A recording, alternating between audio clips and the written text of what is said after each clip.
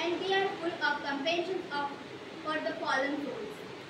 I offer my obedience to Shri Krishna Chaitanya, Prabhu Nityananda, Shri Advaita Gadadhara, Shivasa, and all others in the line of devotion. Bhagavad Gita is also known as Gitopanishad. It is the essence of Vedic knowledge and one of the most important Upanishads in Vedic literature, of course. There are many commentaries in English on the Bhagavad Gita, and one may question the necessity for another one. These present editions can be explained in the following ways. Recently, an American lady asked me to recommend an English translation of Bhagavad Gita. Of course, in America there are so many editions of Bhagavad Gita available in English. But as far as I have seen, not only in America but also in India, none of them can be said to be authorized because almost every one of the commentaries has expressed his opinion without touching the spirit of Bhagavad Gita as it is.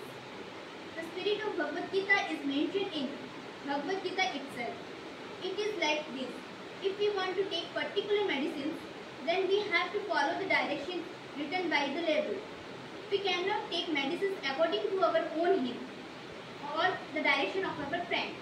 It must be taken according to the direction on the label or the direction given by a physician. Similarly, Bhagavad Gita should be taken or accepted as it is directed by the speaker himself. The speaker of Bhagavad Gita is Lord Shri Krishna. He is mentioned on every page of Bhagavad Gita as a supreme personality of Godhead, Bhagwan. Of course, the word Bhagwan sometimes refers to a powerful person or any powerful demon, and certain here Bhagwan designation Lord Krishna as a great personality.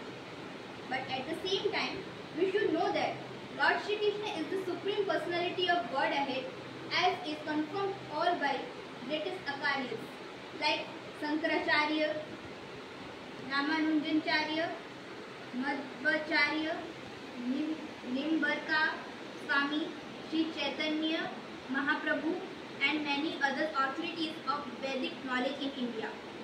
The Lord himself also established himself as the supreme personality of God in the Bhagavad Gita, and he is accepted as such and known as Bhagavata Purana. Therefore, we should take Bhagavad Gita as it's directed by the personality of Godhead himself. In the 4th chapter of the Gita, the Lord says, here the Lord informs Arjuna that this system of yoga.